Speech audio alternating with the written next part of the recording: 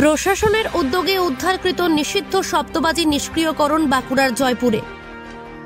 জয়পুর থানার উদ্যোগে গত কয়েক মাস যাবৎ শব্দবাজি উদ্ধার হওয়ার পরে আজ সেই নিষিদ্ধ শব্দবাজি নিষ্ক্রিয় করা হলো। জানা গিয়েছে সিআইডি বোম ডিসপোজাল স্কোয়াড ও অন্যান্য আধিকারিকগণের উপস্থিতিতে এই দিন শ্যামনগর গ্রাম পঞ্চায়েতের বেলিয়া গ্রাম সংলগ্ন এলাকায় দ্বারকেশ্বর নদীর তীরবর্তী এলাকায় শব্দবাজি নিষ্ক্রিয় করা হলো।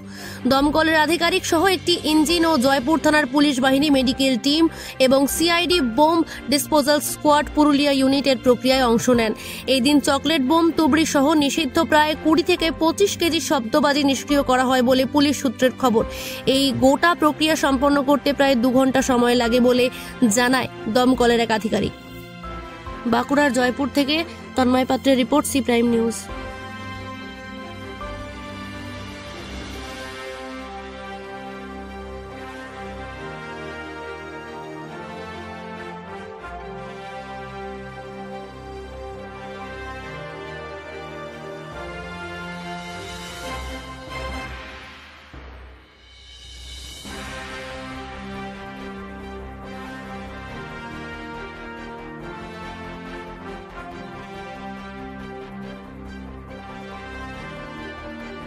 ফায়ার ব্রিগেডে অফিস থেকে খবর পেলাম যে বোম নিষ্ক্রিয়করণ হবে, এটা আপনার জয়পুর পিএস থেকে।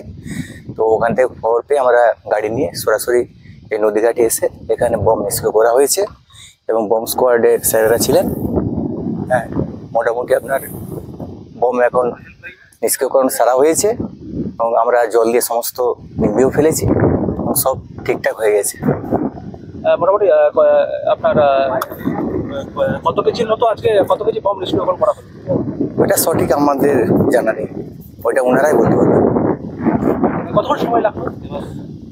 মোটামুটি ধরুন আমাদের লেগেছে 20 থেকে 25 মিনিট। সব মিলিয়ে প্রায় 2 ঘন্টা। হ্যাঁ, আমার নাম হচ্ছে leader Kalipada Goswami, Bishnupur fire brigade.